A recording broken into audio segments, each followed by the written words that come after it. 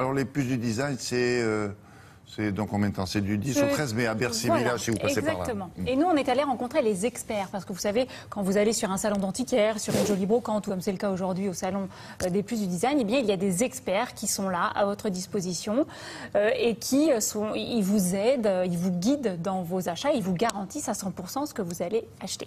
Oh, je voudrais être un fauteuil dans un salon de coiffure pour dames. La particularité de la chaise de Bernard Prenton, c'est que c'est la première chaise monobloc de toute l'histoire du design. Pour que les fesses des belles âmes s'écrasent contre mon orgueil. À l'époque, la technologie quand même est balbutiante sur le plastique et effectivement, c'était une prouesse technologique. Mais au fur et à mesure, toutes les chaises ont disparu parce qu'elles se sont cassées.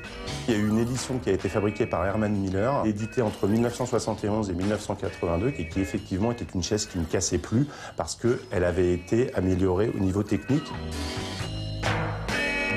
Vous avez une version de la chaise de Prenton qui est éditée aujourd'hui par Vitra. Vitra est un des plus grands éditeurs de mobilier qui sort la version dont vous avez ici un exemplaire qui est la version enfant, qui reprend fidèlement le design de 1967 de la chaise originale de Prenton. Pour la première édition, on a très peu de chances de la trouver. Par contre, quoi qu'il arrive, les deux autres éditions sont estampillées sous la base de la chaise. Il suffit de retourner la chaise pour voir l'estampille de la chaise.